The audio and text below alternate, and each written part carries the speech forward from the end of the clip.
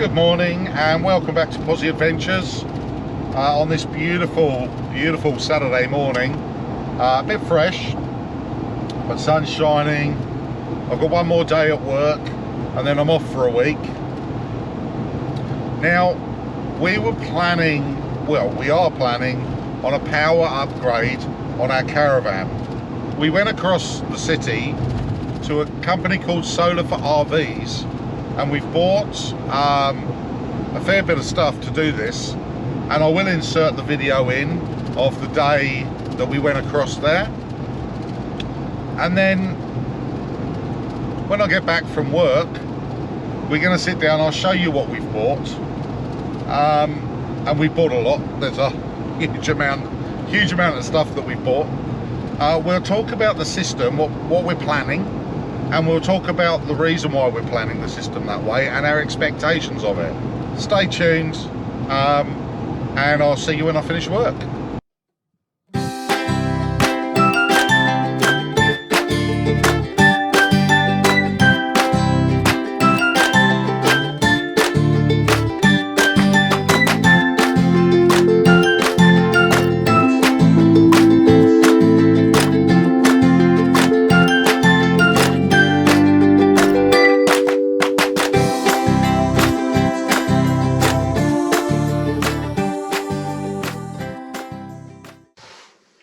Good morning everyone, and welcome back to the channel. Welcome back to Posy Adventures. We've got a build series that we're going to start on the Caravan to upgrade the power system on it. So this is going to be our first stage, which is we're going across the city to a company called Solar for RVs. They're in Rowville. They're in Rowville, and we're going to be buying the whole shop, I think. I think so. The list is like 2 A4 pages long, so Yes. Hopefully the guy will help us with working out exactly what we do need, so we don't make any rookie errors of buying stuff that we really don't need, or missing out on stuff that we really do need. So once we're done, we will obviously give you a costing of what everything's like all put together, what it's cost us to put this system in. Yeah, we will give you an update on what it's cost us. It's not going to be cheap, so please, if you're watching this video and you haven't subscribed at this stage, please click on the subscribe to the channel. It costs you nothing, but it does help the channel. And right now we've not had any special deals on anything from these suppliers. These are people that we've sourced out off our own back, just through reviews. So you're seeing this as we do it, basically. Yeah, so don't forget to click on that bell icon as well to get notified of new video releases if you're enjoying the content, and please leave your comments down below because we really enjoy them. So, and we'll get back to you as soon as we possibly can.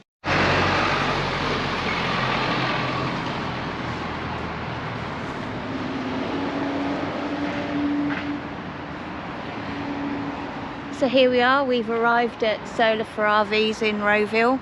Richard's inside having a chat, just making sure we've got everything on the list that should be and that everything makes sense. It's going to be an expensive day, I reckon. Anyhow, at least the sun's shining, and this is the first step towards getting the van up and running on lithium.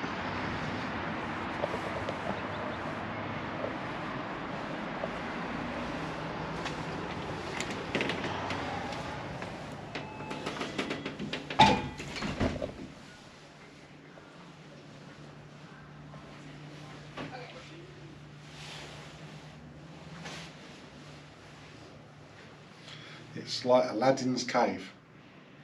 Lots of gadgets. Lots of solar stuff. And very informative so far.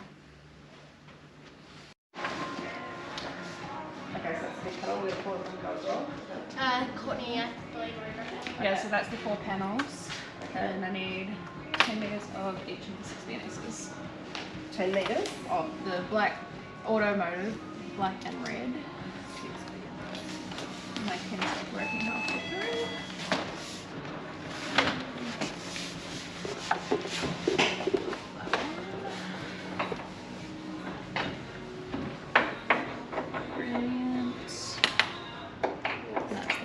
panels there. Two.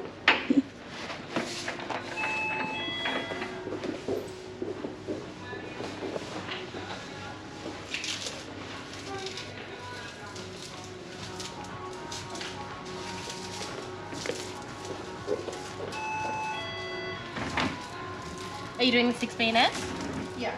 So 10 metres black, 10 metres red? Yep. And 10 metres of twin. Okay, home from work. So that's it. It's now a case of over this next week I'm going to be getting out there and sorting the van out. But I thought I'd just turn the camera around and show you what we bought. And we did buy a fair amount. Okay, so starting with, let's go. Starting with, obviously these are the panels. So there's 4 of these. These are Exatronic 225 shade resistant solar panels. That's one that's, so you can see the face of them. Black framed, nice looking panel. Got 4 of those to go up on top of the van. We're going to be connecting them in series and parallel. So 2 in series and then into parallel, so 4 panels. Okay, then the goodies on the table. So what have we got here? We've got the BMW 712 smart shunt with the monitor. We got an MPPT 100/50 solar charge controller. We've got the Lynx distribution panel, and also to go with that we've got the isolator switch. We've got the isolator for the solar. We've got the Orion TR non-isolated DC-DC charger just there. We've got 2 Exatronic 100 amp hour lithium batteries. We've got the Battery Plus 35-HA, that's lithium compatible. Now that's a direct replacement for the one that's in the van, which is not lithium compatible. We've got the RVD safe lead, which I'll explain to you why we're using that. And then we've got the EcoFlow remote for the Delta Pro, and we've also got the Delta Pro. There's also various cables and tools that I've bought. So we got, this is going to be the main battery cabling, which this is 50mm. We've got 6 BNS twins cabling. I've got 6 BNS black and red single core. I've got 6 BNS, 6mm squared solar cable, heat shrink, Z brackets for the panels, loads and loads of crimps and bits and pieces, lots of tools that I've bought to do the job, zip ties, paint, screws, silicone for putting the panels up there. Now this is a special strong one for doing the job. Basically it's what was recommended by the solar company. Okay, so what's the plan? What have we got planned? Well, the plan is to take the Franklin Club CX22, which is our caravan, and make it a true off-grid caravan. So many of these caravans are sold with 175 watts of solar on the roof. To be honest with you, and 1 battery, okay, the fridge is running on gas, but even so, as we found, that's really not enough to be truly classed as an off-grid van. You only need a couple of days of cloud and you're running into power problems. So what are we going to do with it? Well, we want to make it so that we can run any 240 volt appliance. Remember that Tanya is keen on doing dog shows, and with dog shows she takes her dryers with her to dry the dogs. Those dryers are 2,500 watts and it takes her about 20 minutes to dry a dog. So we need to be able to off-grid without the need to take a generator and petrol, because obviously we're carrying the dogs and the dog stuff as well. We want to be able to use those bits of equipment easily and seamlessly, and also have a system that can replenish its power via solar. So that's the plan. So what are we going to use and why? Well, first of all, solar. We're going to take the 175 watt panel off the roof of the van, and we're going to replace it with the 4225 Exatronic shade resistant panels that we've bought. That will give us 900 watts of solar energy on the roof. That will be set up as two panels, or two paired panels in series, into parallel, into an MPPT smart controller. So that should give us a good amount of power back into the system. The voltage of the panels, once they're connected in series, will be around the 50 volts. So the ideal scenario there is, currently we've got 6 BNS cabling running from the panel that's on the roof to the BM Pro. We'll be running the panels on the roof, not to the BM Pro, it will be running into the Victron MPPT controller, and we won't be using the BM Pro for that. But the 6 BNS cabling will be enough to cope if we up the voltage to 50 volts. So it will save me having to run any more cabling up through the roof, which is something I don't want to do. Batteries. So we're going to take out the two AGM 115s that are on there, and we're going to replace it with the two Exatronic 100 amp hour lithium batteries. Now these batteries I've picked for a reason. I've picked them because they're IP66 rated, so they're dust and pressurized water resistant, so they can be fitted on the outside of the van. A lot of lithium batteries can't be fitted on the outside of the van because they're not waterproof. So pick the Exatronics because they are.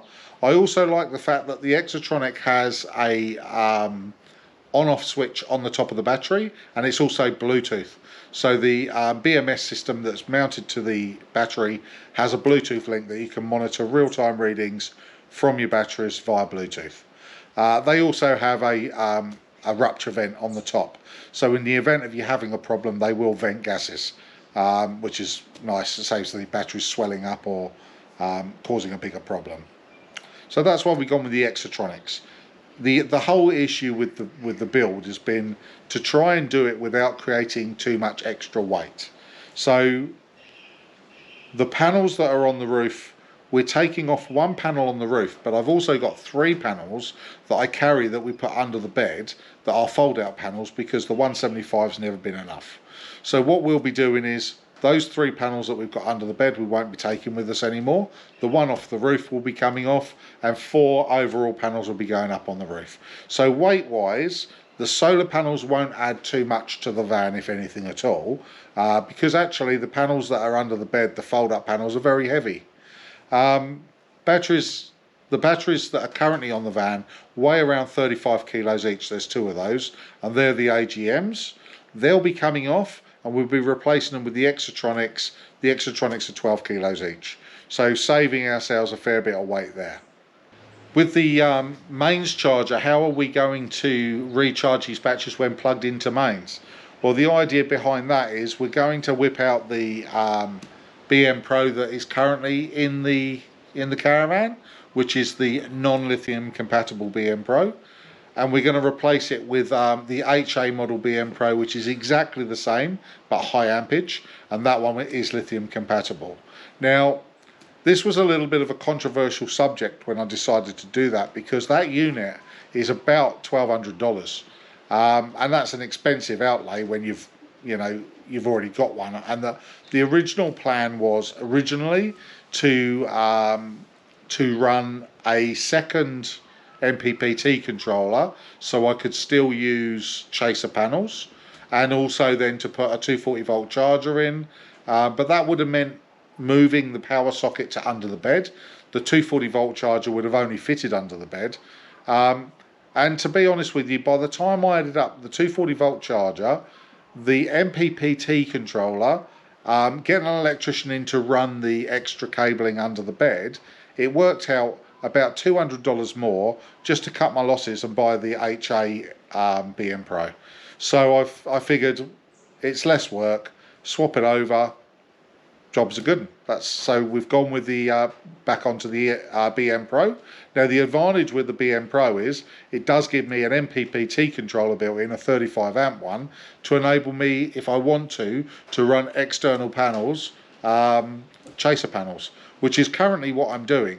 So it's killed two birds with one stone. That's why I've gone with the BM Pro. How are we going to get our 240 volts needs serviced? Well, that one's a good one. We looked at putting an inverter in the van, but if we'd have put an inverter in the van, to run the inverter, bear in mind Tanya's dryers that she used, 2,500 watts. So we would have needed probably a 3,000 watt inverter to run that. Now a 3,000 watt inverter is going to need a 300 amp hour battery to draw on, something that can draw 300 amps. That would have meant that we couldn't have put those batteries in the current boxes that I've got on the side of the van. So we would have had to put them under the bed, and I don't want to put batteries under the bed. I want that space usable for other work. I've already got the boxes, so I wanted to be able to use the boxes. Also, I didn't want to run 90mm cabling. 90mm cabling is A, very expensive, and B, very heavy.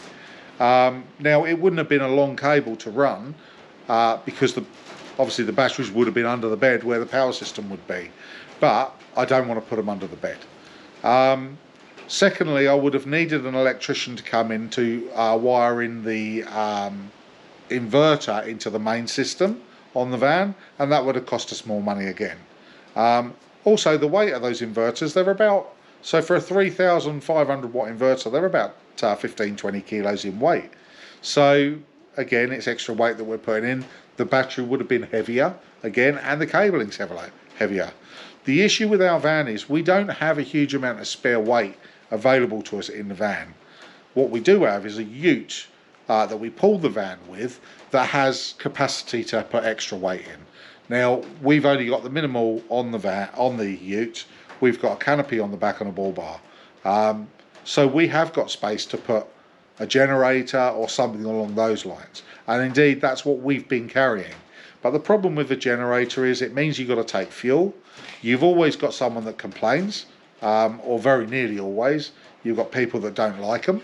So we wanted to look at something similar to do it that way, but without the generator, without having to start it up and carry fuel and upset people basically. So what we've done, we've gone with the EcoFlow Delta Pro. Now what this is it's a solar generator, so basically it's a 300 amp hour battery.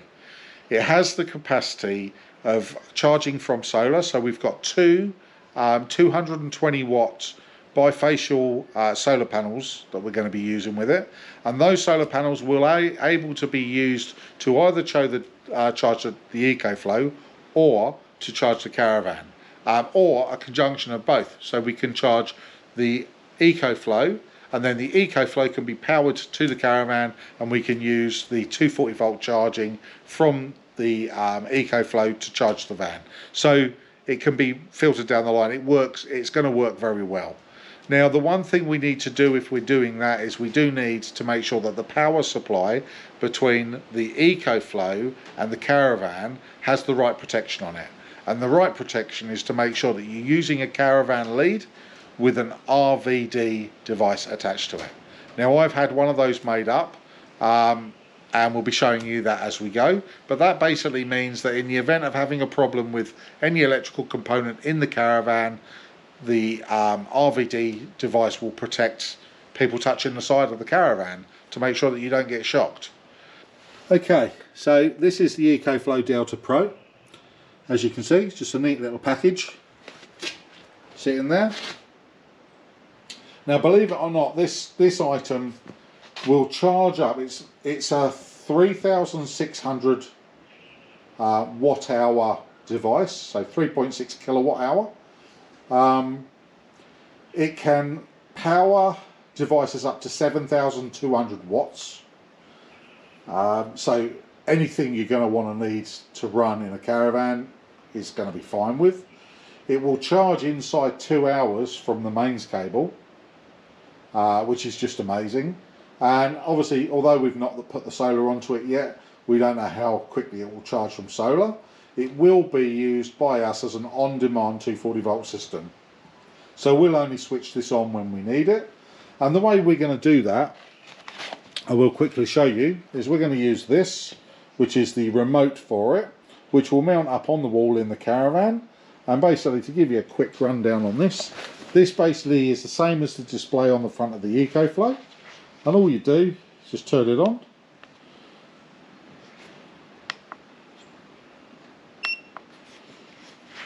Hang on, let me just turn her on. There you go, you can see that the display's come on and it's showing us 10 days, 100%, and it's showing at the top input and output in watts, which is the same as what we got on this one. So that's showing you currently this battery's fully charged, it's got 10 days in it, obviously nothing's being drawn off of it. At the top you can see on the right hand side the 4 zeros, that's input, so that would be whatever's coming in, whether it be solar, whether it be mains, and then the one below it is output, that's what you're drawing off of it. As you draw from it, it will count down and tell you how long you can run at that level. Now we're also going to use this as, and obviously this remote will go up on the wall inside the Caravan, and if we need to put AC power on, we can just push this button here, and this button has now just turned on the AC power, and you can see with the inverter in standby that we're showing now that we've got 3 days of power on it. So turn that off and you'll see that will come back to 10 days. So in standby with the inverter on, it would give you 3 days.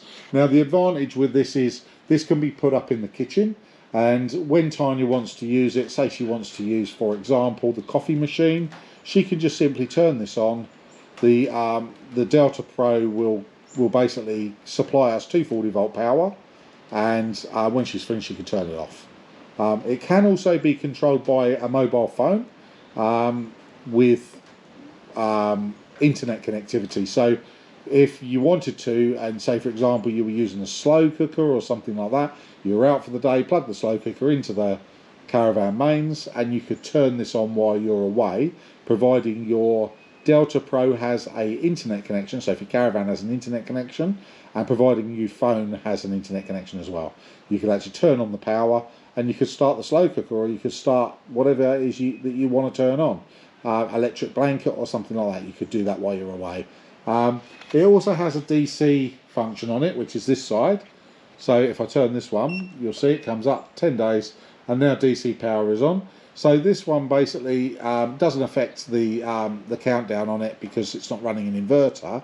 It's just the 12 volt side. And what it enables you to do is we can use this as a dual battery system in the ute, so we can run our fridge from it. So that can just be left switched on. What we're going to do is the 120, and I'm just going to turn that off for now. There we go, she's off. And that's it, she's all powered down. I'll turn this remote back off. So what this enables us to do is it enables us to use our Mike Orman fridge and use the EcoFlow as a dual battery system. The 175 watt panel that we're going to be taking off the Caravan, I've put some roof bars on the Ranger, and we're going to see about mounting that on the roof of the Ranger and then wiring that into the solar input on the EcoFlow, so that when the vehicle is being driven and we can't have standout panels, the EcoFlow will be getting a charge from those. So that's basically what we got planned. A lot of thought's gone into it as to the reasons why we want to do it. The reasons we picked EcoFlow is for a couple of reasons, but predominantly it's the fact that it's got a remote, the fact it's got Bluetooth and Wi-Fi monitoring and control on it, the fact that it's a compact unit with a handy waterproof carry case that we've put on it. Just generally it's a nice device, and looking at all the devices that are out there that were available at the time, although there's a lot that tick the boxes in some ways or in others, and don't get me wrong, the EcoFlow is not the cheapest way of doing this. the EcoFlow comes across as being the best for us. We get the remote with it. It means that we don't have to constantly go out to the van or out to the car and switch it on. We can do it from inside the van. And the second thing is, if you're doing it that way, it's going to last longer because you're only going to be using it as an on-demand system rather than just leaving it switched on all the time, which is obviously going to suck its power. And we want to be able to use it for as long as possible off grid. If the weather's cloudy, we want to be able to not worry too much about it because, of course, we're not needing it all the time. We'll only use it, switch it on when we require it. If we'd have put a inverter into the van and we'd put bigger batteries in, if you're running an inverter and you run, obviously they're quite power hungry, and you run your Caravan batteries low, then you're in the same boat. You've got flat batteries, and the only way you can get around that is to get solar or get plugged in to recharge them.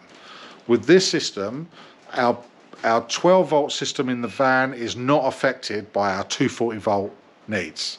So we can use 240 volts. We're basically in a position where we've got 500 amp hours of battery power, 300 in the back of the ute and 200 on the van. 900 watts of solar going into the van and 440 watts of solar available to recharge the EcoFlow. It will save us in weight.